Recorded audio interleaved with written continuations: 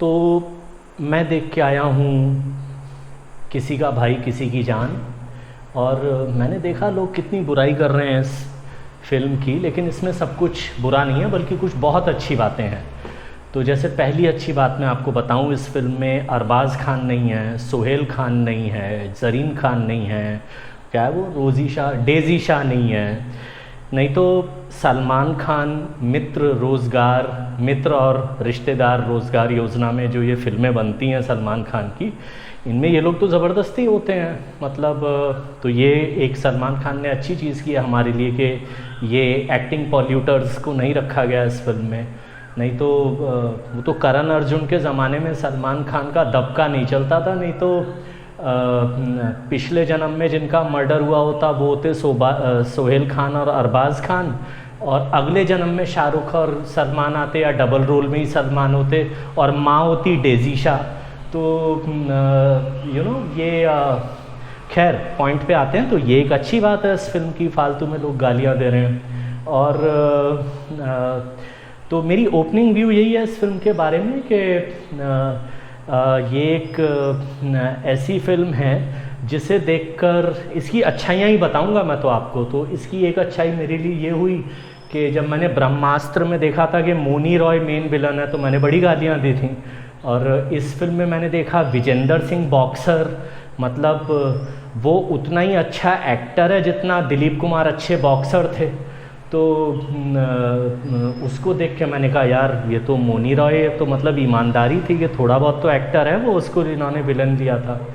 और मैं क्या कहूँ, हाँ मैं ये भी कह सकता हूँ कि गोवा आइनॉक्स, पैंजिम आइनॉक्स का मैं बड़ा तहे दिल से शुक्रगुजार हूँ कि 340 रुपये की वो टिकट लेते हैं, और अपने ऑडिटोरियम में उन्होंने गोवा के जो बेस्ट क्वालिटी के मच्छर हैं, बेस्ट क्वालिटी के, वो उन्होंने पाले हुए हैं। तो फिल्म में जब भी मुझे नींद आती थी तो वो गाल पे आके चाचा उठ जाओ पिक्चर बाकी है अभी, वो मतलब जगा के जाते थे मुझे। तो इसलिए मैं पूरी पिक्चर थका होने के बावजूद उन मच्छरों का, चंटू बंटू बबलू पप्पुओं का मैं बहुत थैंक यू बोलता हूँ कि मैं इस फिल्म को पूरा देख पाया। नहीं तो मैं 8 गाने थे, मैं तो बहुत जगह सो जाता। तो और ये है कि इस फिल्म के डायरेक्टर हैं मस्तिष्क बलात्कारी ग्लोबल फिल्म एसोसिएशन के प्रेसिडेंट फरहाद सामजी। तो उनसे आप क्या ही उम्मीद करते, वो इस फिल्म के डायरेक्टर हैं, तो आप समझ जाइए इस फिल्म की क्वालिटी क्या है। तो ये कुछ मेरी इस फिल्म के बारे में ओपनिंग व्यूज़। अब मैं आ जाऊँ इस फिल्म की स्टोरी के बारे में। स्टोरी ये है कि एक ताऊ जान की उम्र का भाईजान है, तो उसने शादी नहीं की है क्योंकि उसकी गर्लफ्रेंड भाग गई, या उसने शादी नहीं की क्योंकि इसने बताया कि मेरे लिए ये 3 मेरे छोटे भाई इम्पॉर्टेंट हैं, और उन 3 छोटे भाइयों का नाम है लव, इश्क और मोह। और मुझे ऐसा लगा कि कोई भी लड़की जब ये देखे कि कोई अपने छोटे भाइयों का नाम रख रहा है लव, इश्क और मोह, लव तक तो चल जाता है क्योंकि दिल्ली लुधियाना की तरफ आपको लव चड्डा, लव चोपड़ा, लव सखूजा ऐसे नाम तो मिल जाएंगे, लेकिन इश्क हुसैन, इश्क कादरी, इश्क खान ऐसे नाम भी नहीं होते, और मो तिवारी, मो भारद्वाज, मो त्रिपाठी ऐसे भी नाम नहीं होते। तो एक तो शायद वो लड़की इसीलिए भागी भाईजान को छोड़ के कि भाई इस आदमी के साथ तो बेसिक कॉमन सेंस का प्रॉब्लम है। तो खैर तो भाईजान जो हैं वो चल रहे हैं अकेले छड़े, और ये जो 3 हैं लव, इश्क और मोह, इनको भी अपनी पिंकी बिल्लियाँ मिल जाती हैं। तो अब इनको अपना रास्ता क्लियर करना है, इसके लिए सोचते हैं कि अब बड़े भाई की शादी कर दें। मुझे नहीं मालूम ऐसा किन खानदानों में होता है कि अगर किसी 60 साल के आसपास के आदमी की शादी नहीं हुई है तो छोटे बच्चों की भी शादी नहीं होगी, पर खैर ये रूल है इनकी फैमिली में। तो ये उस उम्र में जब आदमी के पास लगभग दांत नहीं बचते हैं, ये बड़ा बढ़िया सा एक अखरोट लेके आते हैं, अगेन भाग्या नाम का, पूजा हेगड़े। और फिर ये लड़की है हैदराबाद की, और इसकी फैमिली का, जैसा कि साउथ इंडियन फिल्मों का ट्रेडिशन होता ही है कि आधे हैदराबाद की बाकी आधी हैदराबाद के साथ फैक्शन फाइट चल रहा है। तो या आधे तेलंगाना या आधे आंध्रा का बाकी के आधे तेलंगाना या बाकी के आधे आंध्रा से फैक्शन फाइट चल रहा है, उसी ट्रेडिशन को ये लोग भी आगे ले गए हैं। तो वहाँ उनकी कुछ एक गुंडा टाइप आदमी है, जगपति बाबू नाम के, एक बहुत बढ़िया एक्टर हैं वहाँ पे, उनको विलन के रोल में लिया गया है। तो उन्होंने उनका कुछ पंगा है, तो ये जो अपने भाईजान हैं ये उस प्रॉब्लम को सॉल्व करते हैं एंड फिर ये फिल्म की एक हैप्पी एंडिंग होती है और आप भी इसी हैप्पी एंडिंग से खुश होते, हैप्पीली जल्दी से बाहर भागते हो बिना उस महान क्लासिकल गाने के एंड को देखे, जो है वो लेट्स डांस छोटू मोटू, जो आपकी नर्सरी के दिनों का रिवीजन के लिए बनाया गया है वो गाना। तो वो चल रहा होता है, वो गाना चल रहा था, पब्लिक भाग रही थी, जैसे किसी ने बोल दिया वो थिएटर में बम रखा है। तो ये इस फिल्म की स्टोरी है, बहुत ही नई, बहुत ही यूनिक, बहुत ही महान स्टोरी है। और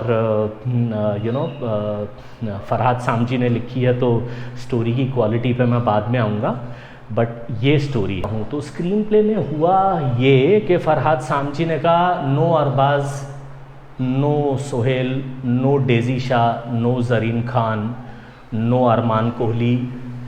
तो सलमान खान ने भी कहा बेटा प्रोड्यूसर तो मैं हूँ, तू मेरे को टर्म्स एंड कंडीशंस बोल रहा है, ठीक है, नो स्क्रीन प्ले बजट, तू ही लिख या मैं लिखूँगा।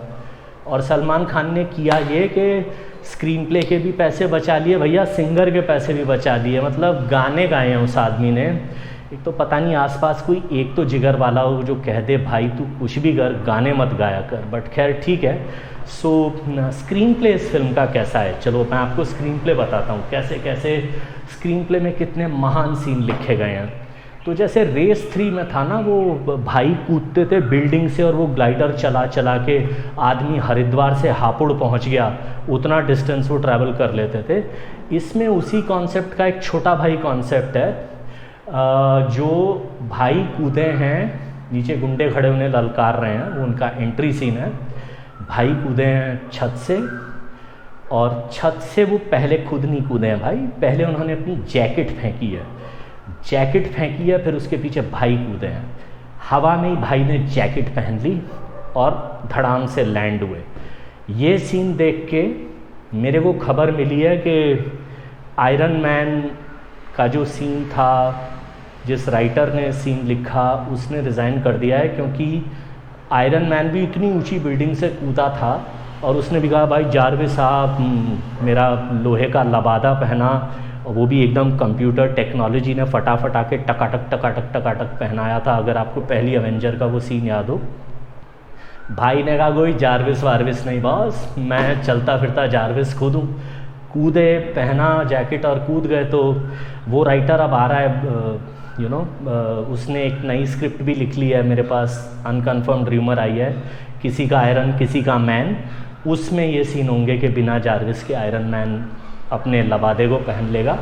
तो ये ऐसी एंट्री सीन है। इसके अलावा और भी मैं क्या बोलूँ, कि भाई ब्रह्मास्त्र में जो लव स्टोरी थी, वो कौन हो तुम, कहाँ हो तुम, कैसे हो तुम, क्यों हो तुम, जिसे मैंने गालियाँ दी थी, इस फिल्म की लव स्टोरी के बाद मैं देख रहा था यार वो तो क़यामत से क़यामत तक थी। तो ये इस फिल्म में जो स्क्रीन प्ले में जो लव स्टोरी है, ये उसकी क्वालिटी है। फिर एकदम से कहानी जंप मार लेती है बम्बई से शायद दिल्ली, या दिल्ली से बम्बई, या नहीं दिल्ली से हैदराबाद, जहाँ पे ये फैक्शनल फाइट चल रहा है और 150 लोग एक घर में घुस के इस लड़की की फैमिली को मारने की कोशिश कर रहे हैं और भाई बचाते हैं। इस टाइम बहुत professional villain distribution, area distribution दिखाया गया है कि जैसे बड़ी बड़ी कंपनियों में होता है ना कि दिल्ली का मार्केट ये वाला सेल्समैन संभालेगा, बम्बई का मार्केट ये वाला सेल्समैन संभालेगा। तो विलन में बड़ी अंडरस्टैंडिंग है विलन लोगों में कि अब ये लोग हैदराबाद चले गए हैं, तो वो जो हैदराबाद वाला विलन है जगपति बाबू, वो संभालेगा भाई योर एरिया। अब क्लाइंट तुम्हारे डिस्ट्रिक्ट में शिफ्ट हो गया, तो अब तुम्हारा क्लाइंट वापस। फिर वो लोग जब दिल्ली आते हैं तो वो ये जो विजेंदर सिंह वाला विलन है कहता है अब वापस मेरे एरिया में आ गए, अब मेरा क्लाइंट, अब मैं मारूंगा। उसमें भी भाई बहुत एथिकल डिस्ट्रीब्यूशन, जैसे बड़ी बड़ी कंपनियों में होता है ना कि पहला सेल्स कॉल किसने किया तो भाई क्लाइंट तेरा, पहला सेल्स कॉल किसने किया तो भाई क्लाइंट तेरा। तो अब जैसे साउथ वाले विलन ने पहला सेल्स कॉल इस लड़की की फैमिली को किया हुआ है उसे मारने का, तो जब ये लड़की की फैमिली भी दिल्ली आ गई है तो बहुत एथिकली दिल्ली वाला विलन बोलता है भाई तुम भी आ जाओ, इतने वाली जो फैमिली है से तुम मारोगे, तुम्हारा सेल्स कॉल है, इतनी वाली जो फैमिली है से मैं मारूंगा, ये मेरा वाला सेल्स कॉल है। मतलब बहुत ही बढ़िया इस टाइप का स्क्रीन प्ले में एथिकल डिस्ट्रीब्यूशन भी दिखाया गया है। अब क्या करूं यार, कहाँ से तारीफ़ ढूंढूं इस फिल्म की, नहीं तो भाई के फ़ैन आके अच्छी अच्छी बातें लिखते हैं कमेंट बॉक्स में। तो ये स्क्रीन प्ले की क्वालिटी है इस फिल्म की। के बारे में क्या कहूँ, सबसे पहली बात तो ये है कि इस फिल्म में ये जो नॉर्थ साउथ टट्टी फिल्म्स एसोसिएशंस ने एक पार्टनरशिप बनाई है ना कि भाई अगर टट्टी छाप फिल्म हमने बनाई तो साउथ वालों देखो तुम्हारी तरफ से 2 सुपरस्टार आके उस पर चांदी का वर्क चढ़ाएंगे, और अगर तुमने कुछ टट्टी छाप फिल्म बनाई है तो हमारी तरफ से 1-2 सुपरस्टार जाके उस पर चांदी का वर्क चढ़ा के लोगों को उल्लू बनाने की कोशिश करेंगे कि नहीं अंदर मोतीचूर का लड्डू है। तो उसी नॉर्थ साउथ टट्टी फिल्म एसोसिएशन अग्रीमेंट के अंतर्गत वेंकटेश दग्गुबाटी और जगपति बाबू और रामचरण तेज जैसे लोगों को लाया गया है कि भाई आओ देखो भाईचारा, इंडिया इज़ वन। तो वो आए हैं बेचारे इस फिल्म में चांदी का वर्क चढ़ाने। तो परफॉर्मेंसेस फिर उन्होंने कैसी की हैं, लेकिन सबसे पहले जो शो स्टॉपर परफॉर्मेंस है वो है विजेंदर सिंह की। मतलब वो बॉक्सर आदमी उसको बना दिया जैसे अक्सर मोहल्ले की रामलीला में होता है ना कि जो सबसे हैंडसम बच्चा होता है उसे बना देते हैं राम, और जो नेक्स्ट हैंडसम बच्चा होता है उसे बना देते हैं लक्ष्मण, और जो थोड़ा सा लुटा पिटा सा शक्ल से लड़का होता है उसे बनाते हैं ऑब्वियसली रावण। उसे चढ़ाया ऐसे जाता है कि अबे रावण जो है ना वो स्ट्रॉन्ग कैरेक्टर है, तो मतलब तू एक्टर अच्छा है ना इसलिए हमने तुझे रावण बनाया है। तो वो भी मतलब स्टेज पे चढ़ के टांग फेंक के जो ओवर एक्टिंग करता है ना, हुआ सीता तो विजेंदर सिंह को ना इन्होंने ऐसे ही चढ़ाया कि अबे तू ना नेचुरल एक्टर है तो तू विलन का रोल कर, हीरो वीरो नहीं बनाएंगे हम तुझे। तो उन्होंने वैसे ही वो टांग फेंक के, और वो उन्हें बढ़िया बढ़िया सूट पहनने को मिल गए, वो उसी में खुश हो गए होंगे। तो विजेंदर सिंह की एक्टिंग देख के अब मुझे याद आ रहा था कि मैंने मजाक उड़ाया डिम्पल कपाड़िया का ब्रह्मास्त्र में या पठान में, तो उनको भी सॉरी बोलने का मन हो रहा था। इसके अलावा जो एक और शो स्टॉपर परफॉर्मेंस है जगपति बाबू, उनको इसीलिए सेलेक्ट किया गया कि उनकी नेचुरली आँखें 2.5 फुट की हैं, और उनसे ये और कहा गया सर इन्हें और फाड़ो। तो वो उन्होंने हर सीन में मैं नागेश्वर या जो भी मतलब वो आँखें ऐसी फाड़ रहे थे, मतलब एक एक आँख में 4 फुट का आप डंडा फिट कर लो। उनसे कहा गया था सर आप आँख फाड़ो बस।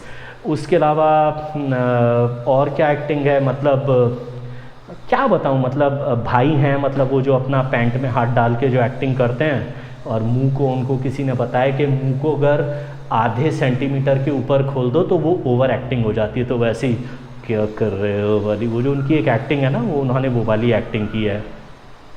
कुल मिला के ये फिल्म मतलब परफॉर्मेंसेस, ओवर एक्टिंग का थोड़ा सा डायरेक्शन देखो यार ऐसा है, एक दिन आरसीबी तो आईपीएल जीतेगा, हाँ, इंडिया लगातार 2 वर्ल्ड कप जीतेगा, लगातार इज़ द कीवर्ड है ना, इंडिया लगातार 2 वर्ल्ड कप जीतेगा, और एक दिन फरहाद सामजी अच्छा डायरेक्टर बनेगा। ये जितना प्रोबेबिलिटी आपको मेरी पहली 2 बातों की लग रही है उतना ही इस बात की है। और फरहाद सामजी की इस फिल्म की डायरेक्शन के बारे में क्या बोलूं, मैंने हवा में टी शर्ट पहनने वाली क्वालिटी आपको बता दी, मैंने दोनों विलन का क्वालिटी सिलेक्शन और क्वालिटी एक्टिंग के बारे में आपको बता दिया, मैंने आपको ये भी बता दिया कि इस फिल्म में गानों की क्या क्वालिटी है और गाने गाए किसने हैं। तो इसी से आप समझ जाओ कि डायरेक्टर ने क्या डायरेक्शन किया है। लेकिन बात सिर्फ ये नहीं है डायरेक्शन की, Farhad Samji claims to be a writer and claims to be a dialogue writer. Dialogue writer और राइटर की सबसे बड़ी क्वालिटी ये होती है कि वो किसी भी एक्टर को देख लेते हैं कि उन्होंने उसका डायलॉग ठीक से बोला है या नहीं। और आप तो इस फिल्म के डायरेक्टर भी हैं। एक पर्टिकुलर सीन है जहाँ मेरे कान खड़े हो गए जहाँ पे अन्नैया वर्ड को जस्सी नाम का जो एक्टर है, जो एक छोटा भाई बना है सलमान खान का, वो मेट्रो ट्रेन में है, वो सीन आप सुनना ध्यान से। वो बोलता है इसके जो अनाया है ना, उनको अनाया, उन्होंने अन्नैया वर्ड को अनाया बोला, डबिंग में अनाया आ गया। भाई साहब कितने पैसे लगते थे फरहाद साम जी उनको रीटेक करके अनाया को अन्नैया बोलने का। साउथ में जितने लोग देखेंगे ना उस सीन को, मैं आपको बोल रहा हूँ वो हंसेंगे उसी वक्त, राइट। तो forget the quality of direction. ये आदमी तो अपनी बेसिक राइटिंग और बेसिक डायलॉग राइटिंग की क्वालिटी के साथ जस्टिफिकेशन नहीं कर पाया इस पिक्चर में। तो ये हमारे सुपरस्टार लोगों की क्वालिटी फिल्म मेकिंग का एक एग्जाम्पल है। आप में से वैसे भी हमारा जो अब सिस्टम हो गया है ना, वो ये हो गया है कि हम फिल्मों को फिल्म की क्वालिटी पे तो जज करते नहीं। हमने तो अपने आप को डिवाइड कर लिया है कि शाहरुख इज़ मोर माई अब्बू देन माई अब्बू, सलमान इज़ मोर माई अब्बू देन माई अब्बू। तो हम तो उस लेवल पे चले गए हैं। तो फिल्म तो आप लोग ज़रूर देखने जाओगे तो ज़रूर देखने जाओ, लेकिन अपने आप से सवाल पूछना कि ये किस टाइप की फिल्म है और किस टाइप के एक्टर्स और किस टाइप की क्वालिटी को आप अपनी मेन स्ट्रीम फिल्म में मान के चल रहे हो। ऑन दैट नोट, इस फिल्म को मतलब मैं 0 स्टार दे के भी ना 0 और ना स्टार की बेइज्जती करना चाहता हूँ। That is my